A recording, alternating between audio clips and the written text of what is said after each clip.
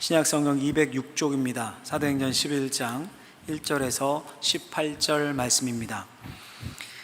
유대에 있는 사도들과 형제들이 이방인들도 하나님의 말씀을 받았다 함을 들었더니 베드로가 예루살렘에 올라갔을 때에 할례자들이 비난하여 이르되 내가 무할례자의 집에 들어가 함께 먹었다 하니 베드로가 그들에게 이 일을 차례로 설명하여 이르되 내가 욥바시에서 기도할 때 황홀한 중에 환상을 보니 큰 보자기 같은 그릇이 내 귀에 매어 하늘로부터 내리어 내 앞에까지 드리워지거늘 이것을 주목하여 보니 땅에 네 발 가진 것과 들짐승과 기는 것과 공중에 나는 것들이 보이더라.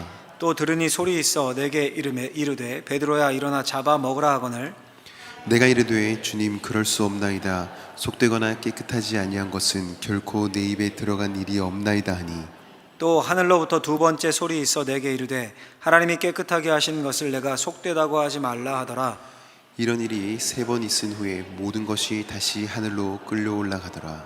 마침 세 사람이 내가 유숙한 집 앞에 서 있으니 가이사라에서 내게로 보낸 사람이라.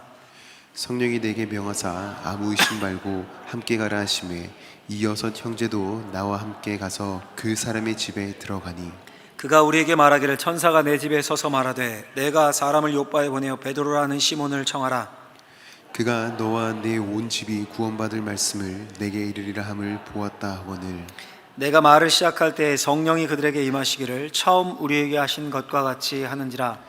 내가 주의 말씀에 요한은 물로 세례를 베풀었으나 너희는 성령으로 세례를 받으리라 하신 것이 생각났노라. 그런즉 하나님이 우리가 주 예수 그리스도를 믿을 때에 주신 것과 같은 선물을 그들에게도 주셨으니 내가 누구이기에 하나님을 능히 막겠느냐 하더라. 그들이 이 말을 듣고 잠잠하여 하나님께 영광을 돌려 이르되 그러면 하나님께서 이방인에게도 생명 얻는 회개를 주셨도다 하니라. 아멘. 기도하겠습니다. 하나님의 말씀 앞에 있습니다.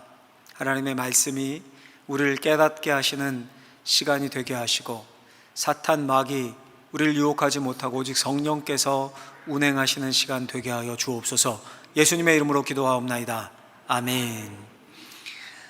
오늘은 교회는 변해야 합니다, 변화해야 합니다 라는 제목으로 하나님의 말씀을 전하고자 합니다. 얼마 전에 제 둘째가 제게 물었습니다. 아빠 삼김이 뭔 줄 알아요? 삼김? 제가 자신 있게 대답을 했습니다. 김영삼, 김대중, 김종필. 둘째가 한국 정치사를 학교에서 배우고 온 줄 알고 대답했어요. 돌아온 대답이 뭐였을까요? 저랑 똑같이 생각한 분들 많을 텐데 아빠 그게 뭐예요? 삼김은 삼각김밥의 줄임말이에요.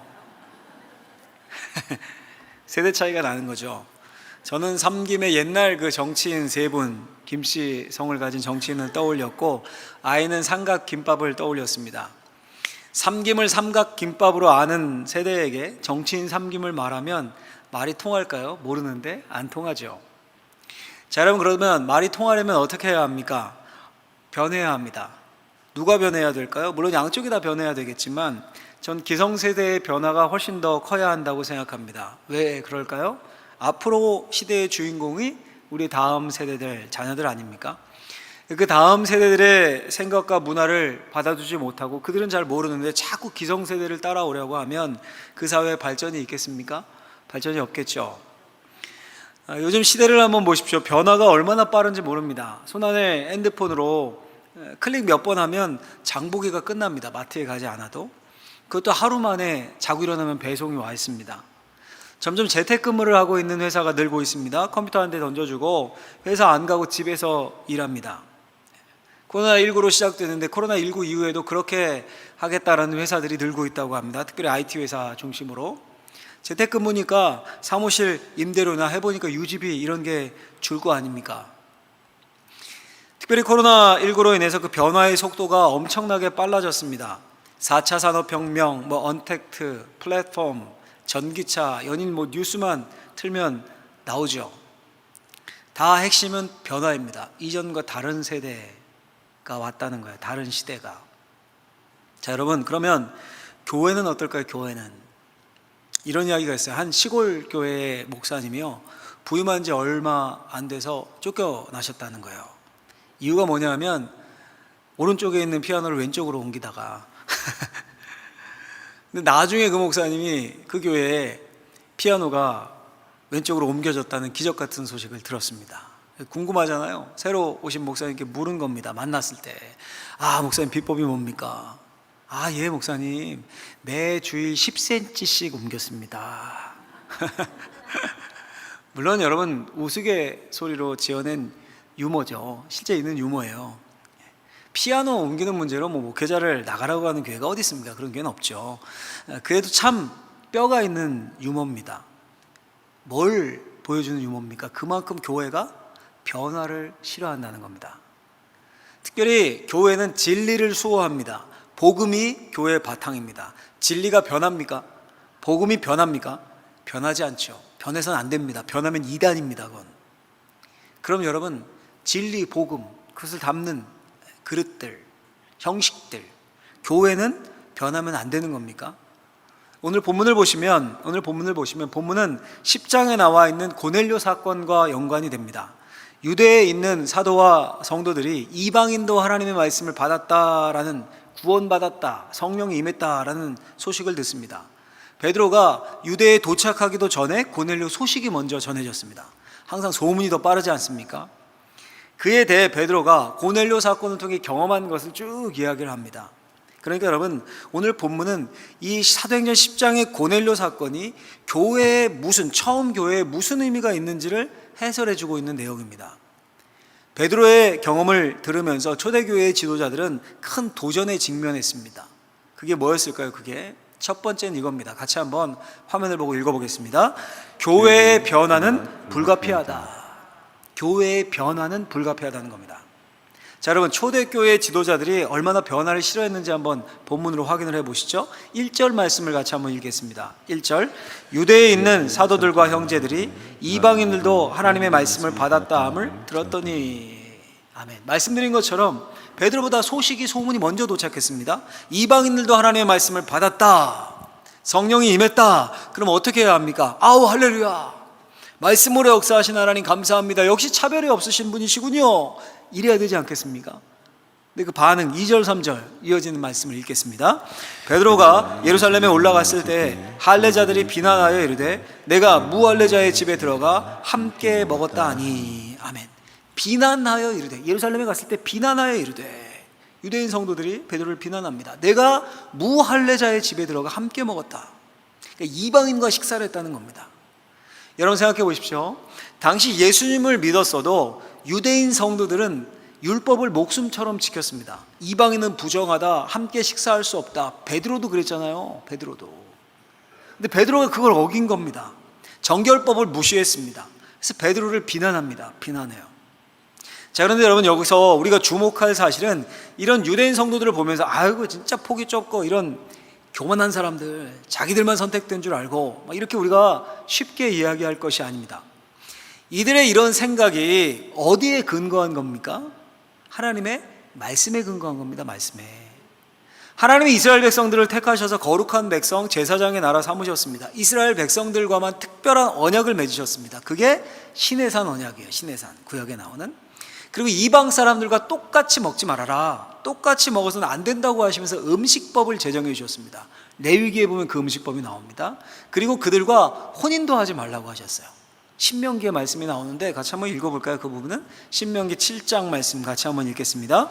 또 그들과 혼인하지도 말지니 내 딸을 그들의 아들에게 주지 말 것이요 그들의 딸도 내 며느리로 삼지 말 것은 너는 여호와 내 하나님의 성민이라. 내 하나님 여호와께서 지상 만민 중에서 너를 자기 기업의 백성으로 택하셨나니. 아멘. 무슨 말입니까? 완벽하게 이방인들과 구별되라는 말씀이죠. 상종하고 어울리지 말라는 겁니다. 그러니 말씀에 이렇게 나와 있으니까, 율법에 나와 있으니까 베드로를 비난한 겁니다. 그 말씀을 잘 지키기 위해서. 근데 여러분, 중요한 사실은 뭡니까? 이들이 놓친 것이 무엇입니까? 그 말씀이 시대에 따라 적용이 다를 수 있다는 점이에요. 하나님이 이스라엘 백성들을 출애굽하시고 성민이라고 특별하게 대우하셨습니다. 그리고 이방인들과 구별되고 음식도 같이 나누지 말고 혼인도 하지 말라고 하셨어요. 왜 그렇게 하신 겁니까? 그땐 이스라엘 백성들이 막 태동할 때거든요. 그 이방 문화에 물들지 않는 이스라엘 백성, 열방의 빛이 되는 이스라엘 백성들을 조성하기 위하심이었습니다. 근데 그 후로 수천 년이 흐른 겁니다.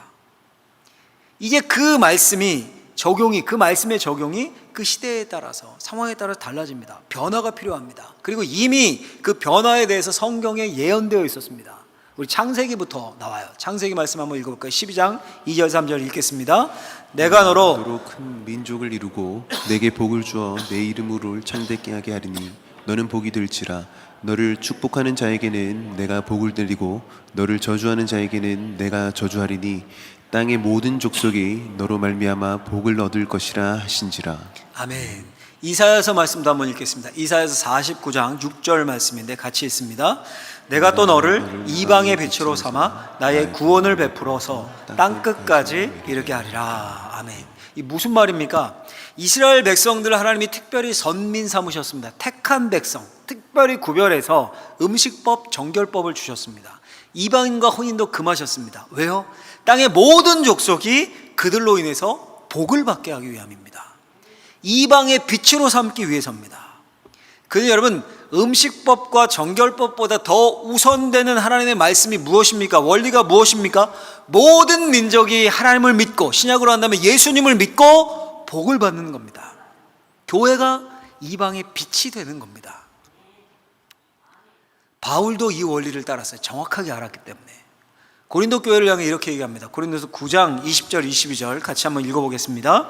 유대인들에게 내가 유대인과 같이 된 것은 유대인들을 얻고자 하며 율법 아래에 있는 자들에게는 내가 율법 아래에 있지 아니하나 율법 아래에 있는 자같이 된 것은 율법 아래에 있는 자들을 얻고자 하며 율법 없는 자에게는 내가 하나님께는 율법 없는 자가 아니요 도리어 그리스도의 율법 아래에 있는 자이나 율법 없는 자와 같이 된 것은 율법 없는 자들을 얻고자 함이라. 약한 자들에게 내가 약한 자와 같이 된 것은 약한 자들을 얻고자 하며 내가 여러 사람에게 여러 모습이 된 것은 아무쪼록 몇 사람이라도 구원하고자 함이니. 아멘. 여러분, 무슨 말입니까? 유대인 바울에게 율법이 얼마나 중요합니까? 게다가 율법 선생이었어요. 바울은 그거 지키는 사람이었습니다. 모세오경 곧 생명이고 하나님의 말씀입니다. 그런데 율법 없는 자같이 됩니다. 또 율법을 아주 목을 메고 중시하는 유대인들에게는 유대인처럼 율법을 중시합니다. 약한 자들에게는 약한 자처럼, 강한 자들에게는 강한 자처럼. 마치 여러분 바울이 줏대도 없고 막 상황에 따라 휘둘리고 카멜레온 같습니까? 이랬다 저랬다 막. 율법이 하나님의 말씀인데 그걸 바울 마음대로 이렇게 적용해도 되는 겁니까? 바울이 뭐라고 합니까? 이 구절들 앞뒤로 이런 말씀을 합니다. 우리 19절 말씀 고린도전서 9장 23절 말씀 연이어서 한번 읽어보겠습니다. 내가 모든 사람에게 자유로우나 스스로 모든 사람에게 종이 된 것은 더 많은 사람을 얻고자 함이라. 내가 복음을 위하여 모든 것을 행함은 복음에 참여하고자 함이라. 아멘. 내가 복음을 위해서 이 모든 일을 한다. 그것이 복음에 참여하는 것이고 그 목표는 더 많은 사람, 더 많은 영혼을 구원하기 위함이다. 이 말이에요. 무슨 말입니까? 변하지 않는 복음이에요. 진리, 복음. 그 복음을 통한 영혼 구원을 위해서 교회는 그 문화, 그 시대, 그 대상을 향해 변화해야 된다는 거예요. 변화해야 된다는 거예요. 바울이 이 원리를 철저하게 지켰습니다. 철저하게. 사진을 한 장 보여주시면요, 여러분, 누군지 아시겠습니까? 이분 직업이 뭐 같습니까? 무명 가수나 혹은 뭐 얼굴 모르실 테니까 무명 영화 배우, 연예인 뭐. 이분이 목사님입니다. 목사님. 노란 머리에 찢어진 청바지, 저 모습으로 평소 다니시는 게 아니라 강단에서 저 모습으로 설교를 합니다. 거룩하지 못하죠. 거룩하지 못하게. 근데 그렇게 하십니다. 왜 그럴까요? 왜? 대한민국에서 가장 젊은이들이 많이 모이는 홍대 아시죠? 홍대라고. 홍대 앞 클럽 거리에서 클럽을 빌려서 그 청년들을 대상으로 개척을 하셔서 목회를 하시기 때문이에요. 블루라이트 교회라고. 예배 모습을 보여드리면 이게 그 교회의 예배의 모습입니다. 뭐 클럽인지 뭐 교회인지 분간이 안 가죠. 어떻습니까, 여러분? 뭐야 저게 교회야 저게. 저게 목사야. 혹시 그런 생각이 드십니까? 그렇다면 우리는 오늘 본문에 나오는 베드로를 비방하는 음식법의 메인 유대인들과 유사할지도 모르겠습니다.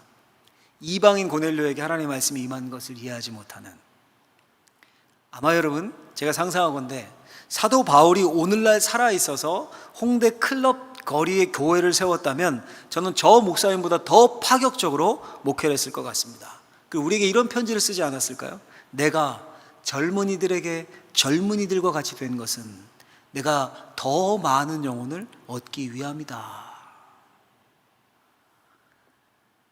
여러분, 우리 코로나19를 겪고 있죠.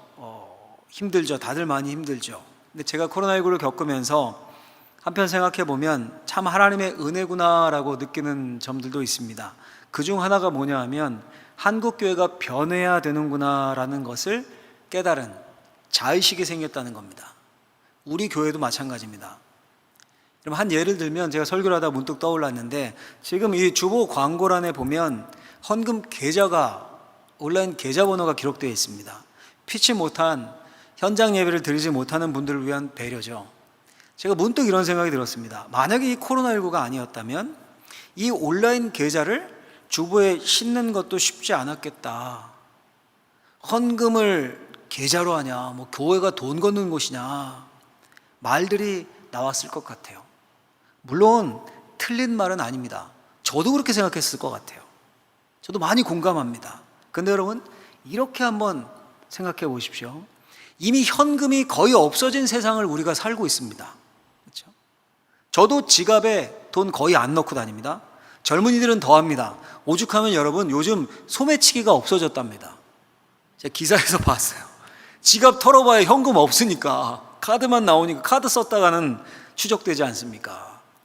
또 더 젊은 사람들은 아예 지갑이 없어요. 저는 그래도 지갑이라도 있는데 우리 부목사님 중에 지갑이 없는 분들도 있어요. 핸드폰 하나로 다 해결돼요. 카드 필요하면 그 뒤에 하나 꽂고 다니고, 카드 없어도 핸드폰으로 요즘 다 결제가 되니까 저도 핸드폰만 들고 나갈 때도 많아요. 여러분, 이런 시대에 헌금을 현금으로 하느냐 온라인으로 하느냐는 그렇게 아주 중요한 문제는 아닌 듯합니다. 물론 저는 아직도 새 돈이 생기면, 새 빳빳한 돈이 생기면 헌금해야지 하는 마음으로 미리 빼놓습니다. 미리 다 따로 빼놔요. 그리고 정성껏 봉투에 담아 감사 제목을 써서 드리는 것이 좋다고 생각합니다. 하나님께 드리는 것이니까 여러분들도 그렇게 하셨으면 좋겠습니다. 그런데 현금을 가지고도 다니지 않는 젊은 세대들이 그래도 하나님 앞에 헌금하겠다고, 드리겠다고 교회의 계좌로 헌금하는 것 나쁘지 않다고 생각합니다. 나쁘지 않다고 생각해요. 어떻게 생각하십니까? 우리 교회 어르신들도 꽤 많으신데 좀 놀라셨습니까? 그래도 할 수 없습니다. 이것이 성경의 메시지입니다. 성경은 굉장히 파격적입니다. 교회는 변화해야 합니다. 열방의 빛이 되고 더 많은 영혼을 얻기 위해서 변화해야 합니다. 변하지 않는 복음, 변하지 않는 진리, 변하지 않는 예수 그리스도를 급변하는 시대 속에 풀어내야 합니다. 그러기 위해서는 변화를 두려워해서는 안 됩니다. 유대인들은 음식법에 매달렸지만요, 하나님은 매달리지 않으셨어요. 거기에 하나님은 음식법을 뛰어넘어서 이방인 고넬료의 집에 말씀으로, 복음으로 임하셨습니다. 여러분, 우리가 이 사실을 기억해야 돼요. 이 사실을 기억하고 우리도요, 변화를 두려워하지 않아야겠다. 1차적으로 우리 교회뿐 아닙니다. 여러분들 한 사람 한 사람도 마찬가지입니다. 새로운 것을 두려워하지 않는 그리스도인들, 하나님이 보여주시는 것에 따라서 도전할 줄 알고 변화를 두려워하지 않는 그리스도인들, 그런 그리스도인들을 통해서 하나님의 나라가 확장되어 감을 기억하시고 그런 인생이 되시기를 예수님의 이름으로 축원합니다. 둘째로요, 한 가지 더 같이 한번 해보겠습니다. 교회의 모든 변화는 성경에 비추어 조정되고 검토되어야 한다. 변화되어야 되는데 무작정이 아니라 성경에 비추어서 검토되고 조정되어야 합니다. 유대의 사도들과 형제들 베드로를 비난하자 베드로가 고넬료 사건, 겪었던 사건을, 10장의 사건을 설명하기 시작합니다. 이걸 정리하면, 오늘 본문을 정리해서 구분하면 총 4가지입니다. 4가지. 첫 번째는 뭐냐 하면 신적인 환상입니다. 신적 환상. 베드로에게 하나님이 환상을 보이셨다는 거예요. 그 구절이 4절부터 6절인데 같이 한번 읽어볼까요? 베드로가 그들에게 이 일을 차례로 설명하여 이르되 내가 요빠시에서 기도할 때 황홀한 중에 환상을 보니 큰 보자기 같은 그릇이 내 귀에 매어 하늘로부터 내리어 내 앞까지 드리워지거늘 이것을 주목하여 보니 땅에 네 발 가진 것과 들짐승과 기는 것과 공중에 나는 것들이 보이더라. 아멘.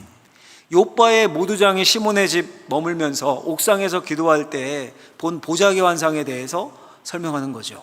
하늘에서 보자기가 내려왔는데 그 안에 부정한 짐승들이 우글우글했습니다. 신적인 환상을 봤죠. 두 번째는 신적 명령입니다. 신적 명령. 그 속에서 베드로가 하나님의 목소리, 음성을 듣습니다. 그 부분 읽어볼까요? 7절부터 10절 말씀 또 읽겠습니다. 또 들으니 소리 있어 내게 이르되 베드로야 일어나 잡아먹으라 하거늘 내가 이르되 주님 그럴 수 없나이다. 속되거나 깨끗하지 아니한 것은 결코 내 입에 들어간 일이 없나이다 하니 또 하늘로부터 두 번째 소리 있어 내게 이르되 하나님이 깨끗하게 하신 것을 내가 속되다고 하지 말라 하더라. 이런 일이 3번 있은 후에 모든 것이 다시 하늘로 끌려 올라가더라. 아멘. 하늘에서 음성이 들렸습니다. 일어나 잡아먹으라. 베드로가 난 부정한 음식 먹은 적 없습니다. 나는 거부하자 3번이나 반복해서 내가 깨끗하다 한 것을 왜 네가 부정하다고 하느냐. 먹어라. 그러다가 보자기가 하늘로 올라갔죠. 신적인 명령, 하나님의 음성을 들어요. 3번째는 신적 준비입니다. 베드로가 하나님의 명령을 받았고 하나님이 준비하심을 봤습니다. 11절 12절 말씀 본문 같이 또 읽겠습니다. 마침 3사람이 내가 유숙한 집 앞에 서 있으니 가이사라에서 내게로 보낸 사람이라 성령이 내게 명하사 아무 의심 말고 함께 가라 하시매 이 6 형제도 나와 함께 가서 그 사람의 집에 들어가니. 아멘. 옥상에서 내려오니까 마침 고넬료가 보낸 사람들이 와 있었습니다. 성령이 가라고 해서 함께 고넬료의 집에 간 그 이야기를 하고 있는 거죠. 신적인 명령이 떨어졌어요.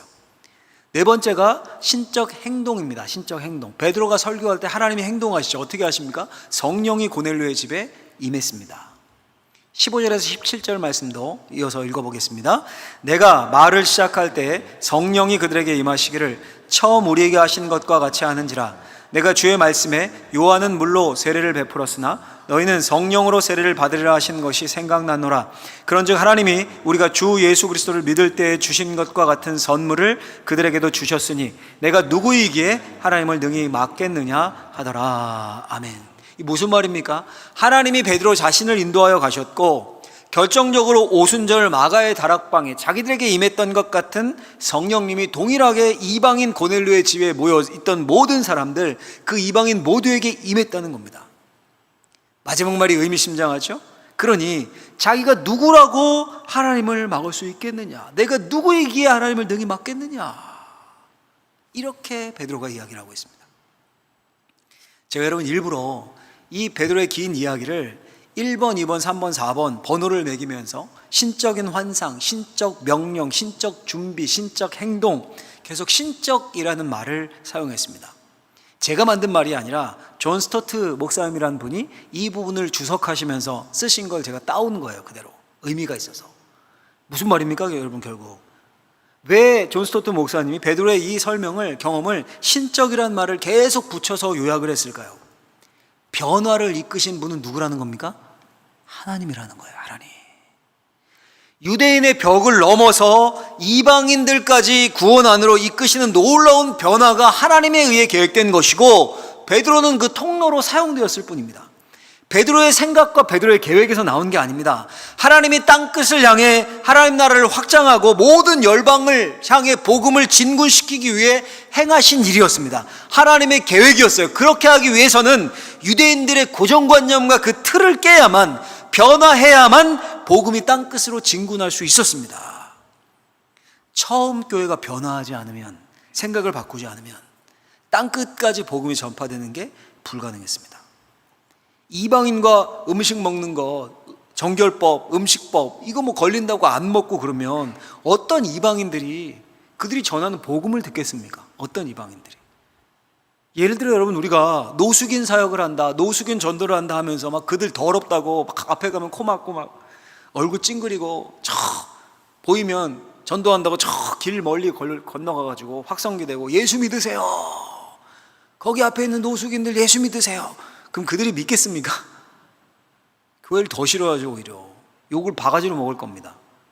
노숙인들을 전도하려면 그들과 가까이 하고 그들과 먹고 그들과 함께 생활할 것을 각오해야 되는 거죠.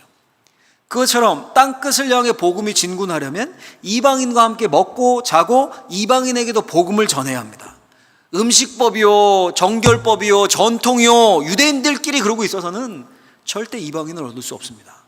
복음이 땅끝으로 나갈 수가 없습니다. 교회가 변화해야 했고 하나님이 그 변화를 원하셨고 그 변화를 시작하신 겁니다. 여러분, 오늘날도 마찬가지입니다. 오늘날도 교회가 변해야 합니다. 변해야 됩니다.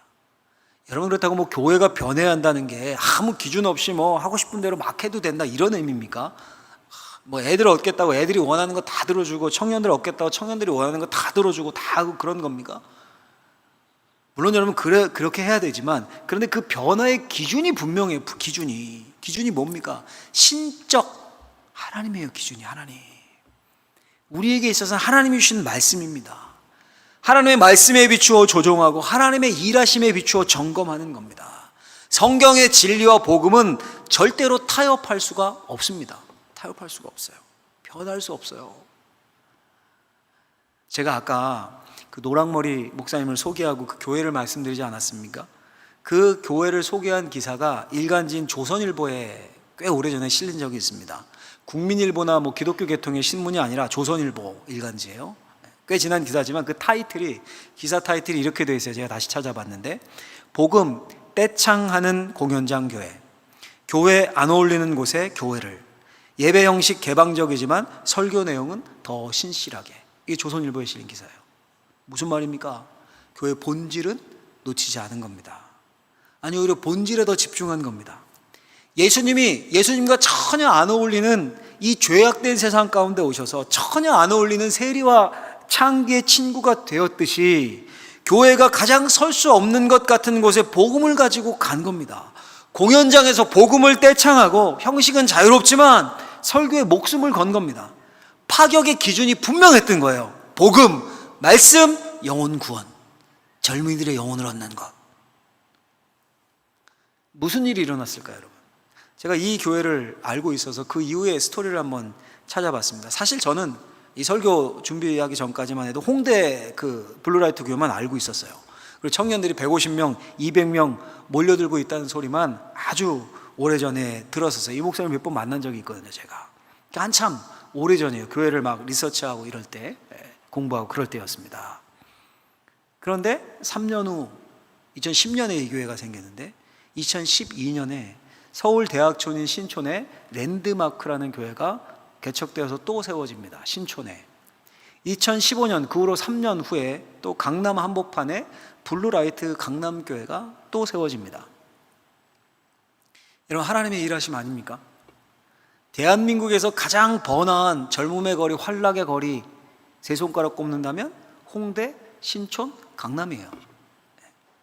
복음의 불모지와 다름없는 젊은 세대를 통해 거기 교회가 생겨날 수가 없는 곳이에요. 거기는 하나님이 저 목사님을 통로로 사용하신 것 아닐까요? 모든 변화를 수용하고 젊은이들의 영혼을 얻기 위해 젊은이와 같이 되지만 복음과 하나님의 말씀을 붙잡고 있는 하나님의 사람을 통해서 새 교회를 일구신 것 아닙니까, 여러분? 저와 여러분들이 오늘 말씀에 비추어서 우리 자신, 한 사람 한 사람 자신과 또 우리 교회를 봤으면 좋겠습니다. 아이고, 목사님, 우리 교회는 지금 100년이 다 되어가는 전통적인 교회인데 절대 안 변합니다. 혹시 이런 생각을 하십니까? 저는요, 지금도 우리 교회가 변하고 있다고 생각합니다. 복음에 확실히 서 있으면 변화는 자연히 따라올 수밖에 없어요, 여러분. 또 앞으로 더 하나님의 뜻에 맞게 변할 거라고 믿습니다. 오히려 96년이라는 전통과 쌓여있는 기도가 더 놀라운 변화의 토대가 될 것을 믿습니다. 영혼을 얻기 위해서 모든 것을 바꾸고 인간의 전통이 아니라 하나님의 말씀을 기준으로 해서 변화를 꿈꿀 때에 성령께서 일하시는 거예요. 아주 역동적으로. 그 교회를 통해 그 지역을 바꾸시는 거예요. 한 구절만 읽고 설교를 마무리하려고 하는데요, 본문에서 가장 큰 은혜를 받았던 구절이에요. 제가 묵상하다가 마지막 18절 말씀입니다. 같이 한번 읽어볼까요? 같이 읽겠습니다. 그들이 이 말을 듣고 잠잠하여 하나님께 영광을 돌려 이르되, 그러면 하나님께서 이방인에게도 생명 없는 회개를 주셨도다 하니라. 아멘. 여러분 정말 놀랍지 않습니까? 이게 처음 교회의 위대함입니다. 유대인들에게 음식법, 정결법은요 난공불락의 요새요. 오늘날 뭐 100년 된 교회, 200년 된 교회가 이거는 지켜야 2차원을 뛰어넘는 거야. 이들에게 있어서는 절대 깨지지 않는 벽입니다. 바꿀 수 없는 상황입니다. 요즘도 여러분 유대인들 음식법 지킵니까? 안 지킵니까? 요즘도 지키지 않습니까? 2000년 전엔 말할 것도 없어요. 예수님을 비난했던 유대인들이 늘 들먹였었죠. 왜 부정한 세리와 창기들과 어울리고 왜 그들과 밥 먹냐? 왜 당신 정결법 어기느냐? 음식법 어기느냐? 그런데 유대 사도들과 형제들이 이 베드로의 설명을 듣고 잠잠하여 하나님께 영광을 돌립니다. 하나님께서 이방인에게도 생명 얻는 회개를 주셨도다. 그 놀라운 변화를 받아들입니다. 받아들여요. 그리고 그들이 땅끝을 향해 나아가요. 여러분 이것이 오늘날 한국교회, 아니 뭐 거창하게 한국교회 이야기할 것도 없습니다. 우리 교회, 그것도 거창하다면 우리 각 부서, 우리 각 개인에게 필요한 마음가짐, 자세입니다. 교회는 변화해야 합니다. 교회 공동체가 변화하는 것뿐 아니라 우리 한 사람 한 사람이 하나님의 영이 거하시는 거룩한 교회입니다. 우리 자신도 변화해야 합니다. 진리의 복음을 전하고 수호하고 영혼을 얻기 위해서 그들과 같이 되는 것을 주저해서는 안 됩니다. 그때 성령께서 역사하시고 교회의 역동성이 살아납니다. 할렐루야, 할렐루야. 여러분 오늘이 8월 15일 광복절이죠. 광복 76주년 되는 해입니다. 날입니다. 한번 여러분 우리나라의 역사와 근대사와 한국 기독교의 역사를 겹쳐서 한번 이렇게 생각해 보십시오.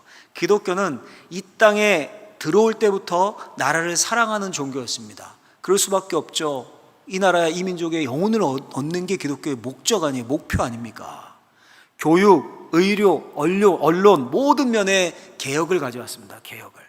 반상제도, 양반, 쌍놈 이 반상제도 철폐, 축첩제도 철폐, 축첩제도 철폐하고 구습을 타파하고 심지어 여러분 8.15 해방의 그 밑거름인 3.1 만세 운동까지 그 핵심에 깊은 곳에 기독교가 있었습니다. 기독교 정신이 깔려 있었습니다. 그런데 여러분 어떻게 기독교가 이렇게 급속도로 한국 사회에 스며들게 됐는지 아십니까? 처음에 뭐 떼거지로 몰려온 거 아니잖아요. 몇 명씩 들어와서 복음 전하고 이렇게 된 거 아닙니까? 어떻게 그런데 이렇게 한국 사회에 스며들게 되신지 아십니까? 많은 선교학자들이 네비우스 선교 정책이라는 것을 그 큰 이유 중 하나로 꼽습니다. 그 네비우스 선교 정책의 목표가 뭐냐 하면 선교사님들이 이런 생각을 하고 선교를 했던 거예요. 전도를 하고. 제가 읽어드리면 이겁니다. 독립적이고 자립적이며 진취적인 토착교회 형성. 토착교회 형성. 자립, 자강, 자전.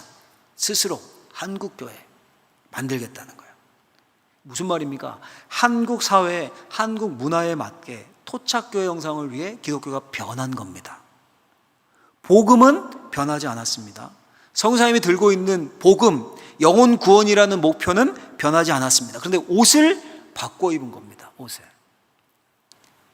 한 예를 하나 들어드릴까요? 사진 한 장 보여주시면 뭐로 보이십니까 여러분? 꼭 사찰 같죠? 사찰. 딱 보기에. 근데 맨 위에 뭐가 붙어 있어요? 십자가 보이십니까? 십자가. 지금 있는 건물이에요. 지금 강화도에 있는 성공회 예배당입니다. 강화도에 있는. 대한제국 시대에 세워졌습니다. 내부의 모습을 한번 보여드리면 내부의 모습입니다. 이게 어떻습니까? 내부 모습은 절이 아니라 사찰이 아니라 성당이나 예배당 같죠. 그러니까 교회 내부는 로마의 바실리카 양식으로 외부는 불교 사찰의 형태를 따라서 진짜 지은 겁니다. 아니 거룩한 교회가 불교 사찰의 형태를 따를 수 있어? 저렇게 지었어요. 왜 저렇게 지은 걸까요? 한국인들의 영혼을 얻기 위해서입니다. 영혼을 얻기 위해서. 교회가 토착화, 현지화된 겁니다. 변한 겁니다. 저 교회를 통해 수많은 영혼들이 구원을 받았어요. 이런 예는 수도 없이 많습니다. 그 결과가 오늘날의 한국 교회인 겁니다. 이 땅 우상 숭배로 쪄들었던 수많은 영혼들이 구원을 받았어요, 여러분. 우리도 마찬가지입니다. 우리도. 여러분, 지금 우리의 다음 세대가 선교지입니다. 어떤 것이 선교지입니까? 선교학에서 정의하기 두 가지예요. 하나는 말이 안 통하는 것, 언어가 다른 것. 둘째는 문화가 다른 것. 그게 선교지예요. 그게 선교지. 근데 그게 옛날엔 외국이었다고요. 근데 지금 그렇습니까? 우리 애들과 말이 안 통해요. 우리 다음 세대가 말이 안 통합니다. 문화가 같습니까? 문화가 완전히 달라요. 완전히 다릅니다. 그곳이 선교지라니까요. 그들이 선교지예요. 우리 다음 세대가 선교지입니다. 울산의 복음화율이 약 10%도 안 되죠. 거의 10% 될까 말까 그 정도입니다. 그렇다면 나머지 90%의 영혼이 우리에게 맡겨져 있는 거죠. 우리에게. 우리가 변하지 않는 복음을 붙잡고 다른 모든 것들에 대해서는 변화를 두려워하지 않고, 뭘 위해서요? 그들의 영혼을 얻기 위해서. 그들의 영혼을 얻기 위해서. 우리끼리 모여서 음식법이 어떻네, 정결법이 어떻네, 전통이 어쩌네, 그래가지고 그들의 영혼을 얻을 수가 없다니까요. 영혼을 얻을 수가 없어요. 그러니까 우리가 오늘 말씀을, 제가 일부러 택한 본문이 아니지 않습니까? 순서대로 우리에게 주시는 말씀이잖아. 순서대로 보고 있지 않습니까? 오늘 우리 교회에 꼭 필요한 말씀으로 하나님이 주신 겁니다. 교회는 변화해야 합니다. 변하지 않는 복음을 붙잡고 우리의 다음 세대들을 살리기 위해서, 우리 이 지역에 죽어가는 영혼들을 살리기 위해서 교회 문턱을 낮추고 그들과 같이 되고 그들을 새롭게 하기 위해서, 구원하고 얻기 위해서 변화를 두려워하지 않는 우리 사랑하는 방어진 제일교회, 그리고 사랑하는 우리 모든 성도님들, 저와 우리 성도님들이 되시길 예수님의 이름으로 간절히 축원합니다. 기도하겠습니다. 하나님 감사합니다. 꼭 필요한, 우리 교회에 꼭 필요한 말씀을 하나님이 때에 따라 공급해 주셨습니다. 이 말씀 붙잡고 변하지 않는 복음을 어떻게 이 지역에 죽어가는 영혼들, 우리의 다음 세대들에게 풀어내고 그들의 영혼을 얻을 수 있을까 늘 고민하며 변화를 두려워하지 않는 우리가 되게 하여 주옵소서. 예수님의 이름으로 기도하옵나이다. 아멘.